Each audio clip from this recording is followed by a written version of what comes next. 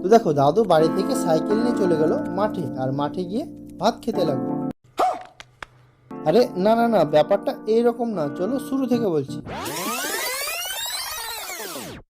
দাদু সকালবেলা বাড়ি থেকে চলে গেল সিম তোলার জন্য মাঠে। এরপর দাদু মাঠে গিয়ে একা একাই সিম তুলতে লাগলো। এবার দুপুর বেলায় আমি গেলাম দাদুর জন্য খাবার নিয়ে। আমি আসার আগেই দাদু এতগুলো সিম তুলে নিয়েছে। এবার দাদুকে খাবারটা দিলাম। বস্তা পেড়ে খেতে বসবে না তো মাটিতে বসছে। কি রোদ গো আজ। এবার আমি লেগে গেলাম সিম তোলার কাজে।